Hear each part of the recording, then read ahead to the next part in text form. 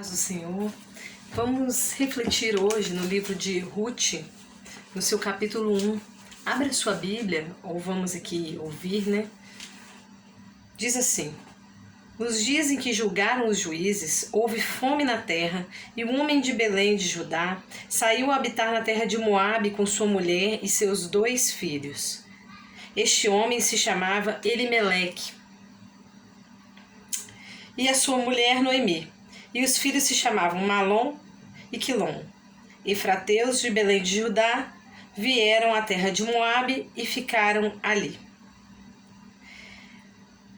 Morreu Elimeleque, marido de Noemi, e ficou com ela seus 2 filhos, os quais casaram com mulheres moabitas. Era o nome de uma órfã e o nome da outra Ruth, e ficaram ali quase 10 anos. Morreram também ambos, Malom e Quilom. Ficando assim a mulher desamparada de seus 2 filhos e de seu marido. Então se dispôs ela com suas noras e voltou da terra de Moabe, porquanto nesta ouviu que o Senhor se lembrara do seu povo, dando-lhe pão. Saiu, pois, ela com suas 2 noras do lugar onde estivera, e indo elas caminhando de volta para a terra de Judá. Disse-lhes Noemi: Ide, voltai cada uma à casa da sua mãe, e o Senhor use convosco de benevolência, como vós usastes com os que morreram, e comigo. O Senhor vos dê que sejais felizes, cada uma na casa de seu marido. E beijou-as. Elas, porém, choravam em alta voz. E lhe disseram: Não, iremos contigo ao teu povo. Porém Noemi disse: Voltai, minhas filhas, porque iríeis comigo? Tenho eu ainda no ventre filhos para que vos sejam por maridos? Tornai, filhas minhas, ide-vos embora, porque sou velha demais para ter marido. Ainda quando eu dissesse, tenho esperança, ou ainda que essa noite tivesse marido e houvesse filhos. Esperá-los-eis até que viessem a ser grandes? Abster-vos-eis de tomardes marido? Não, filhas minhas, porque por vossa causa a mim me amarga o ter o Senhor descarregado contra mim a sua mão. Então de novo choraram em voz alta. Órfã, com um beijo, se despediu de sua sogra, porém Ruth se apegou a ela. Disse Noemi: Eis que tua cunhada voltou ao seu povo e aos seus deuses. Também tu volta após a tua cunhada. Disse, porém, Ruth: Não me instes para que te deixe e me obrigue a não seguir-te. Porque onde quer que fores, irei eu, e onde quer que pousares, ali pousarei eu. O teu povo é o meu povo, o teu Deus é o meu Deus. Onde quer que morreres, morrerei eu aí, e aí serei sepultada. Faça-me o Senhor o que bem lhe aprouver, se outra coisa que não seja a morte me separar de ti. Vendo, pois, Noemi que de todo estava resolvida a acompanhá-la, deixou de insistir com ela. Então ambas se foram, até que chegaram a Belém. Sucedeu que, ao chegarem ali, toda a cidade se comoveu por causa delas, e as mulheres diziam: Não é essa Noemi? Porém ela lhes dizia: Não me chameis Noemi, chamai-me Mara, porque grande amargura me tem dado o Todo-Poderoso. Ditosa eu parti, porém o Senhor me fez voltar pobre. Por que, pois, me chamarias Noemi, visto que o Senhor se manifestou contra mim e o Todo-Poderoso me tem afligido? Assim, voltou Noemi da terra de Moabe com Ruth, sua nora, a Moabita, e chegaram a Belém no princípio da cega da cevada. Amém. Amém. Glória a Deus. Então nós estamos vendo aqui nessa história, né, dessas mulheres, um contexto de grande aflição, um contexto de pobreza, um contexto que envolve morte, um contexto que envolve fome, necessidade, que envolve amargura, também um contexto que envolve grande amizade. E esses eram os assuntos, né? Esses eram os problemas com que se debatiam essas 3 mulheres, Ruth, Orfa e Noemi, durante o período de Juízes, que era o tempo em que elas viviam. Nesse período da história, nós sabemos que foi um período marcado por divisões, por renúncia da fé, por guerra civil, grandes problemas para o povo de Deus. Mas nós percebemos que os problemas na vida dessas mulheres, eles são problemas comuns também ao nosso tempo. Casamento, morte, amargura, amizade, dor, pobreza, fome, mudança. Então, nós queremos refletir sobre a vida dessas mulheres e também sobre as nossas vidas nesses momentos em que nós passamos por problemas, nesse momento em que nós estamos vivendo hoje. O drama dessas mulheres é um drama comum para nós, comum para a sociedade dos nossos tempos, e nós vamos refletir sobre o drama dessas mulheres, sobre a história delas, à luz de uma outra reflexão feita por um pastor e teólogo metodista chamado Luiz Carlos Ramos. Ele fez uma reflexão muito interessante sobre a vida dessas mulheres, e eu gostaria de, com base na reflexão dele, né, trazer pontos que ele trouxe também.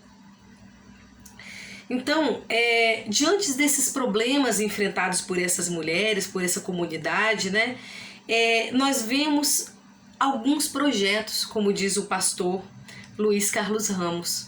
Nós vemos o projeto individual, o projeto do eu, nós vemos o projeto do tu, o projeto do outro, e nós vemos o projeto do nós. E nós vamos refletir sobre cada um desses projetos e sobre as mulheres que encabeçam esses projetos. Bom, o projeto individual ou o projeto do eu, ele é encabeçado pela órfã, né? Essa jovem cujo nome em hebraico significa nuca, pescoço ou vigor. Órfã é aquela que vira as costas, vira a nuca, vira o pescoço para as outras diante das dificuldades. Quando a Noemi fez a proposta delas voltarem para o povo delas, para os deuses delas, né, e deixarem que Noemi, ainda que idade bem mais avançada do que elas, partisse sozinha, órfã voltou as costas, voltou a nuca, né, para Noemi. Ela é aquela que volta as costas, né, conforme nota na Bíblia de Jerusalém, e retorna para o seu povo, para os seus deuses. É um projeto individualista, né? Vamos dizer assim, uma sociedade vendo problemas e ela simplesmente foi em busca da sua própria felicidade. Ela simplesmente pensou apenas em si, mesmo que isso pudesse custar a infelicidade de alguém, de uma amiga. Então o coração de órfã estava na sua terra natal, na possibilidade de se casar novamente, e por causa disso ela simplesmente não é mais mencionada nas escrituras. Ela poderia ter tido seu nome registrado na história, mas não teve. Não teve. O seu projeto não continuou nas escrituras. Ele foi simplesmente, o nome dela foi mencionado pontualmente e esquecido. Temos também o projeto do outro, ou o projeto do tu. Como solução aos problemas enfrentados por aquela sociedade, por aquele grupo, a Noemi encabeça o projeto do outro, do tu. Noemi significa doçura, significa agradável, esse nome, né? E ela tem uma postura aparentemente altruísta, né? Não se preocupem comigo, vão cuidar da vida de vocês, vão procurar um marido, vão ser felizes com os deuses de vocês. Mas, ao mesmo tempo, nós também podemos perceber, talvez numa entrelinha, né? Talvez possamos inferir que, além dessa preocupação com os outros, a Noemi possa estar preocupado não só com o outro no sentido das noras dela, mas com o outro que vai pensar sobre ela. Por quê? Porque a gente vê que Noemi, né, os filhos de Noemi se casaram não apenas com estrangeiras, né? A gente sabe que o povo de Israel se casava entre si. Eles eram eframitas, mas eles não se casaram simplesmente com mulheres estrangeiras. Casaram também com mulheres de Moabe. Então a gente sabe que os moabitas, eles não eram bem vistos, porque o rei de Moabe, Balaque, pagou o Balaão, que era outro moabita, para amaldiçoar o povo de Israel, lá atrás, né? E por conta disso, em Deuteronômio 23:3, a gente vê que o povo de Moabe era proibido de entrar na congregação do Senhor, não só de Moabe, mas também de Amon. Então veja bem, perceba o que eu disse, o povo de Israel, eles casavam entre si, antes, né, nos primórdios, inclusive pessoas da mesma tribo. Então, se eu sou da tribo de Efraim, que é o caso aqui dos filhos da Noemi, eu deveria me casar com uma mulher, com um homem de Efraim. Se eu sou uma mulher de Efraim, eu me caso com um homem de Efraim. Se eu sou um homem de Efraim, me caso com uma mulher de Efraim. Isso lá antigamente. No mínimo, né, os hebreus teriam que se casar entre si. Vamos dizer, se fosse de outra tribo, né, no mínimo de outra tribo. Mas aí se casar com um estrangeiro já era demais. Mas além de se casar com estrangeiras, eles se casaram com mulheres de Moabe, um povo, vamos dizer assim, que não podia pisar na congregação do Senhor, né? Um povo que era abominável, vamos dizer, porque eles fizeram coisas muito ruins para o povo de Israel. Além de Balaão ter sido contratado, pago pelo rei Balaque para amaldiçoar, eles fizeram todo um estratagema para que o povo de Israel se prostituísse com prostitutas cultuais, os homens se deitassem com prostitutas cultuais do povo deles, né? Foram seduzidos aqueles homens, trazendo maldição para a congregação. Isso você pode ler lá no Pentateuco, você vai ver. Então, talvez, além de se preocupar com o futuro das suas noras, a Noemi, ela estivesse preocupada com o que os outros iam pensar sobre ela, de voltar ali para o arraial, voltar para o seio do povo dela, levando essas duas moabitas. Bom, elas eram a prova de que Noemi e o marido haviam permitido que seus dois únicos filhos se casassem mal, vamos dizer assim. Sabemos que na época de Juízes muitos desobedeciam à lei, outros chegavam ao ponto de sequer conhecer a lei. Mas não pode ser totalmente descartada essa hipótese de Noemi estar tentando acobertar os seus atos, os atos de seus filhos, de seu marido, né? Dela estar querendo deixar para trás um passado de erro, preocupado com o que as pessoas iriam pensar dela. Essa é uma possibilidade também. Seja como for, a preocupação de Noemi era com o outro. Fosse com o bem-estar material de suas noras, fosse com o bem-estar, fosse com sua própria moral. E isso a fez desistir de levar Orfa e Ruth à comunidade do povo de Deus e de levá-las mesmo a conhecer mais sobre o Deus de Israel, de levá-las a fazer parte dessa comunidade, desse povo.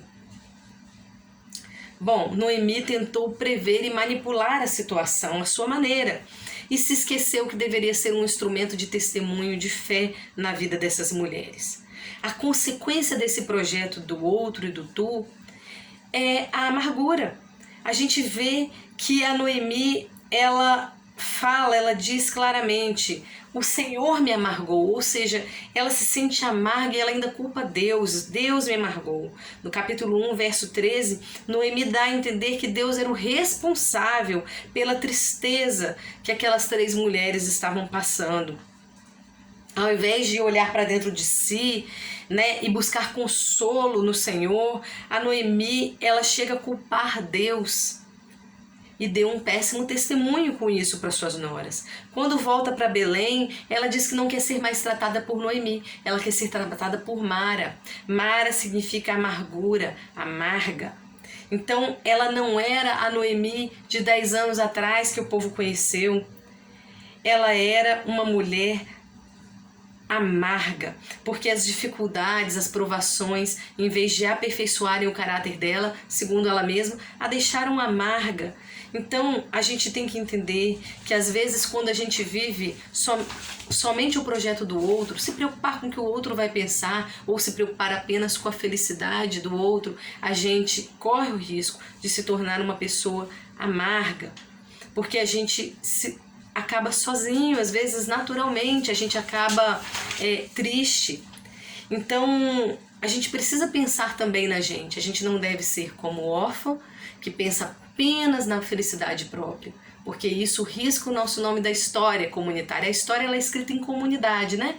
Então a órfã deixou de fazer parte da comunidade, teve o seu nome riscado, esquecido no restante da história. Só teve uma citação ali muito pontual. Ela deixou de construir, de deixar uma marca no mundo, porque ela preferiu se afastar e pensar só em si mesma. Mas também não é um projeto ideal pensar apenas no outro, no que os outros vão dizer, no que os outros vão pensar ou na felicidade apenas do outro, porque isso pode trazer amargura para a nossa própria vida. A Bíblia diz que nós devemos amar ao nosso próximo como a nós mesmos. Então, para a gente amar alguém, a gente tem que primeiro se amar também, porque ninguém pode dar aquilo que não tem. Se eu não me amo, como que eu vou amar o meu próximo? Então, amar ao próximo como a si mesmo. A Noemi estava esquecendo um pouco de se amar e estava pensando somente na felicidade do outro ou no que os outros iam pensar sobre ela. E esquecendo que seria de grande ajuda para ela, em idade avançada, ter aquelas noras com ela também. Quem quer agradar a todos, não agrada ninguém, a gente sabe, né? Na mesma linha, a gente tem uma frase do então presidente dos Estados Unidos, John Kennedy, que disse assim: eu não conheço nenhuma fórmula infalível para obter o sucesso, mas conheço uma forma infalível de fracassar: tentar agradar a todos. Então, tentar agradar a todos é um caminho para o fracasso. A gente tem que ter, primeiro, uma firmeza com os valores de Deus, uma firmeza com Deus. E depois a gente tem que ter também como que eu posso dizer, uma fidelidade à nossa consciência, a quem a gente é, certo? Então Noemi, ela é defensora desse projeto do outro e do tu. Orfa é defensora do projeto do eu. E nenhuma das duas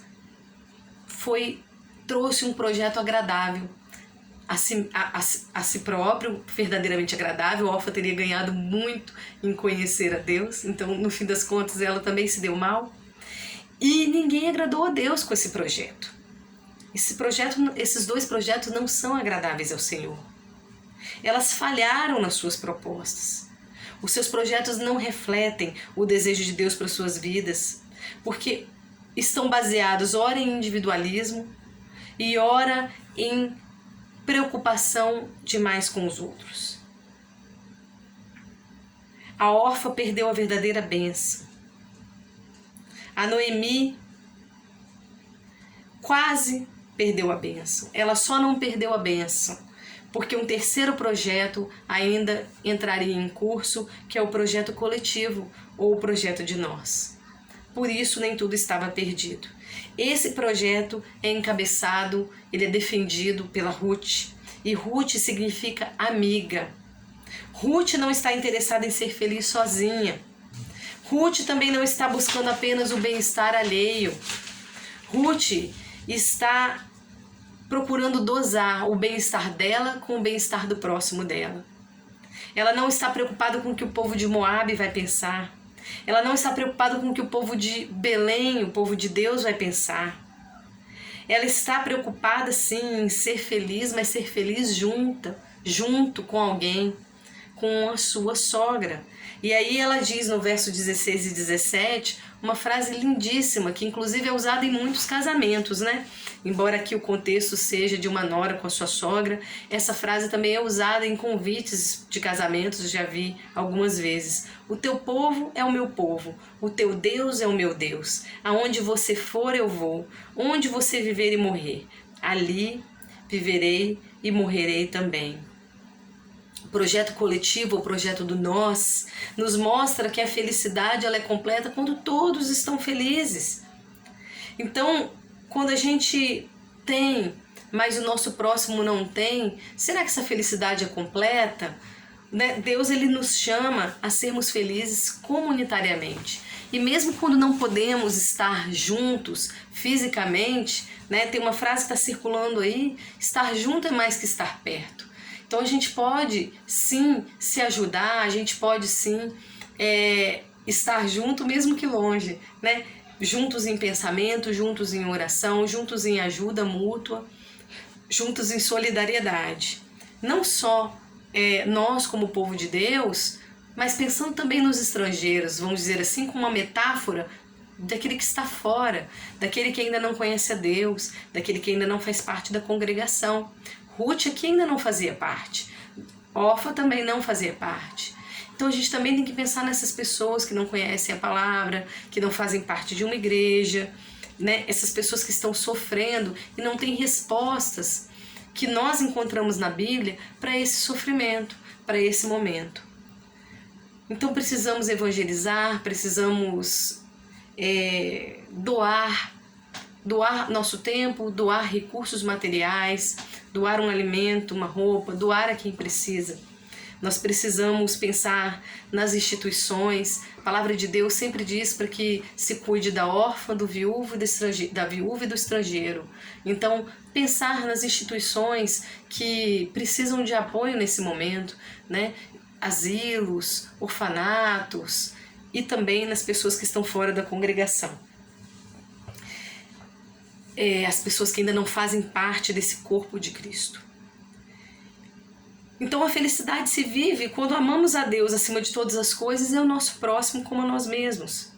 Isso é a base da verdadeira santidade para Deus. Pararmos de despender tanta energia com sinais de santidade exteriores como estava fazendo Noemi. Para os outros verem, para os outros pensarem, com preocupações ou em preocupações em querermos agradar somente aos outros, ou simplesmente virarmos as costas.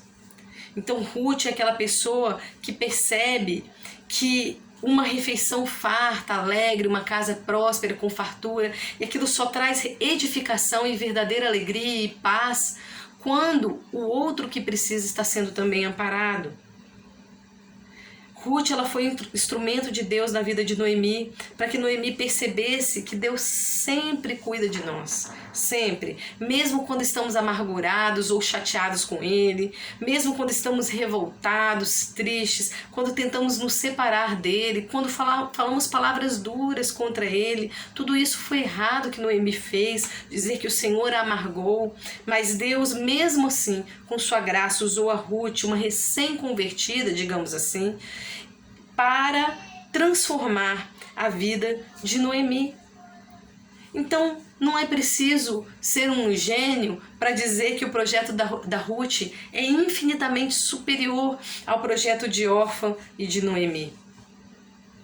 Orfa, como já dissemos, desaparece de cena, mas a Ruth entra para a história. E que história linda! Nós sabemos que a Ruth, ela é uma estrangeira, ela entra ali como estrangeira, mas ela se casa com Boaz, que é o seu resgatador. Boaz pagou um preço para que ela fosse resgatada. E que história linda de amor, porque quando a gente olha lá atrás na Bíblia, a gente vê que Boaz era filho de Salmão e Raabe. Salmão fazia parte do povo de Deus e Raabe era uma prostituta, como vocês bem sabem, devem saber, que era da cidade de Jericó, e ela abrigou os espias israelitas quando eles foram espiar a cidade de Jericó para o povo de Israel poder entrar na terra prometida. Ela abrigou eles para que eles não fossem mortos, né? E eles fizeram um trato com ela, né, de que eles poupariam a vida dela e da família. Ela colocou uma cordinha vermelha, né, na casa, indicando ali na janela de que aquela casa ela é habitada por ela, as pessoas da família tinham que estar dentro de casa, e aquela casa foi poupada. E aí um povo da congregação, uma pessoa da congregação, Salmão, se casou com essa estrangeira, uma mulher que deixou todo um passado doloroso para trás, um passado de vergonha, e ela se tornou uma mulher do povo de Deus. E essa mulher, Raabe, ela é mãe de Boaz. E Boaz, talvez tocado pelo exemplo da mãe dele, que também era uma estrangeira, também era uma pessoa com uma profissão muito mal vista, né? E uma pessoa muito mal vista, talvez, ali, quando, né, na sociedade dela antes de Jericó, e ali quando chegou, talvez tenha enfrentado até um certo preconceito. O que Boaz faz? Boaz se casa com essa moabita, né? Uma mulher de um povo assim que não podia entrar na congregação do Senhor, mas ele, movido por essa graça de Deus que ele viu na vida da sua mãe, talvez por isso ele se encantou com essa mulher, se apaixonou por essa mulher, se casou com essa mulher, pagou o preço pela vida dessa mulher. E essa mulher não só entrou na congregação do Senhor, mas ela entrou para a genealogia de Jesus. Ela, como a gente sabe, é uma lá das das ascendentes de Jesus, certo? Ela é citada na genealogia de Jesus. Se você olhar lá em Mateus 1,5, você vai ver o nome dela, o nome da Ruth. Então, concluindo, quando os problemas surgem na nossa vida e na nossa comunidade, nós podemos fazer uma dessas três coisas: fugir deles, como fez a órfã, suportá-los, como fez Noemi, mas preocupados com os outros, né, nos tornando amargurados, ou usá-los em nosso favor, em favor do nosso próximo, como fez a Ruth. Se tentarmos escapar dos problemas como a órfã fez, nós deixaremos escapar provavelmente os propósitos que Deus deseja cumprir na nossa história. Nós deixaremos de deixar é ótimo, né? Mas é isso, deixaremos de deixar uma marca na história.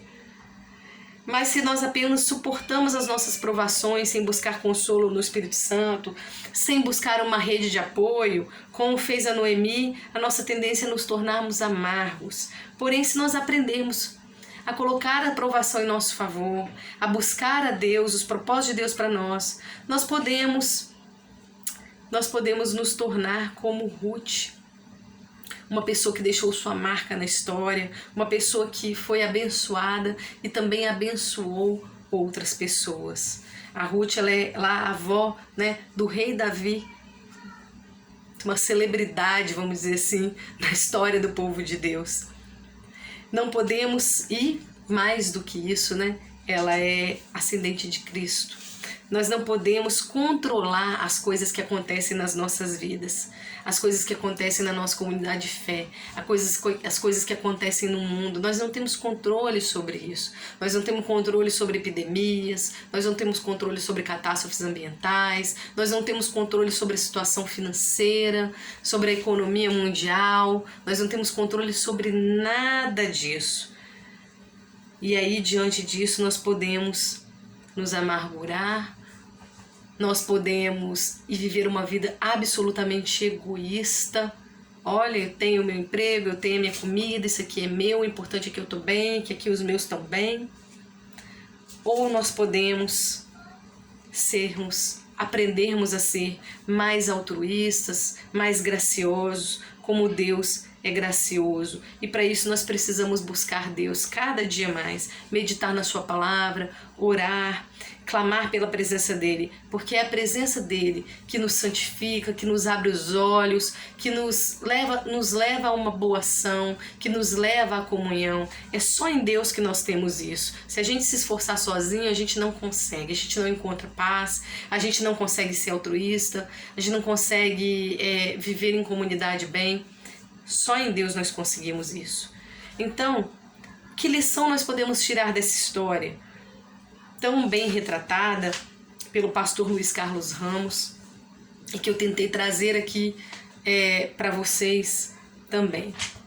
Nós podemos ser advertidos contra o egoísmo, que foi o que aconteceu com o órfão. Nós podemos ser advertidos contra a amargura, de tentar pensar só no outro ou só em agradar aos outros. E nós podemos tentar aprender com Deus e também com esse bom exemplo bíblico a pensar e a agir de maneira comunitária, de maneira altruísta, de maneira graciosa. Hoje nós temos uma valorização da mulher no sentido de serem super fortes, super mulheres, que trabalham fora, que trabalham em casa, que criam bem os filhos. Nesse contexto de pandemia, muitas estamos dando aula em casa, sendo professoras, donas de casa, mães, esposas e também empregadas, empresárias, tudo ao mesmo tempo. Mas Deus, ele não deseja que sejamos super fortes. Deus também não deseja que sejamos submissas ao ponto de esquecermos as nossas necessidades. O que Deus espera de mim e de você, mulher, o que Deus espera de você, marido, também no apoio à sua mulher, é que nós nos amemos como Ele nos amou. É que nós sejamos companheiros uns dos outros e amigos como Ele é nosso amigo. e como Ruth foi amiga da sua sogra. Que Deus nos abençoe, em nome de Jesus. Feche os seus olhos e vamos orar. Senhor, eu quero orar abençoando essa pessoa que me ouve nesse momento. Acima de tudo, ouve a sua palavra, Senhor. Eu quero te agradecer por essa reflexão, eu quero te agradecer por ter uma Bíblia Sagrada na minha casa, por ter exemplares da Bíblia comigo, por poder refletir nesse livro maravilhoso, pelo Senhor ter permitido que esse livro chegasse até os nossos dias, até os meus dias, Senhor. Muito se lutou contra esse livro ao longo da história, Pai, mas o mal não prevaleceu. A Tua palavra prevaleceu, prevalece e prevalecerá eternamente nesse livro, que é o livro mais lido de todos os tempos. Nos dá, Senhor, forças, disposição, bom ânimo para meditarmos mais na Sua palavra. Nós sabemos que a nossa vida é cheia de percalços, de situações que nos atrapalham, de afazeres. Nos ajuda a reservar tempo para meditar na Sua palavra, nos ajuda a meditar tempo para orar. Seja conosco, seja entronizado na nossa vida e na nossa casa, e nos ensina, Deus, e nos ajuda, nos ensina a nos amarmos a nós mesmos, nos ensina a amarmos ao nosso próximo, acima de tudo nos ensina a amarmos ao Senhor, e para nos sentirmos, Deus, sentirmos esse amor Seu que é sempre presente. Nós sabemos que o Senhor nos ama sempre, em qualquer circunstância e situação. E quando nós não sentimos é porque nós estamos endurecidos, amargurados, amargos, Senhor, por causa dos problemas, das circunstâncias, por causa da nossa cegueira espiritual, por causa das nossas iniquidades. Senhor, tira toda a amargura e nos ajuda, Deus, a ver com os olhos espirituais. Abre os nossos olhos espirituais para que possamos ver e sentir, Senhor, aflora os nossos sentidos, o Seu amor, a paz que o Senhor quer nos dar, e que possamos, Deus, além de sentir tudo isso, não guardarmos para nós, não voltarmos a nuca, as costas para os outros, mas também, Senhor, transmitirmos esse amor, transmitirmos essa paz, transmitirmos essa doçura, Senhor. Pai, que sejamos o bom perfume de Cristo, Senhor. Em nome de Jesus nós oramos, Senhor, clamando também para que o Senhor dê alívio à carga que estamos carregando nesse momento de pandemia, que o Senhor nos abençoe, nos dê livramento de todo mal, proteja os nossos familiares, Senhor, e console e conforte, Pai, aquelas pessoas que estão com seus parentes enfermos, aquelas pessoas que estão acamadas. Venha, Senhor, a dar vigor e saúde, venha operar um milagre, Senhor, em cada vida, e venha operar o milagre do livramento, Senhor, nas nossas vidas, em nome de Jesus, Pai. Clamamos para que o Senhor venha sarar essa terra, Pai. Sabemos que somos pecadores, Deus, sabemos que a humanidade pecou e nós também pecamos, mas nós queremos, Deus, nos voltar para Ti, nos humilharmos diante de Ti. Sabemos, Senhor, que nós somos isso, nós somos humus, pó da terra. Isso nós queremos dizer para o Senhor, nós sabemos que somos pó, nós nos humilhamos diante de Ti e nós clamamos, Senhor, sara a nossa terra, embora nós não mereçamos. Faz isso com base nos méritos de Cristo. Em nome de Jesus é que nós oramos. Amém.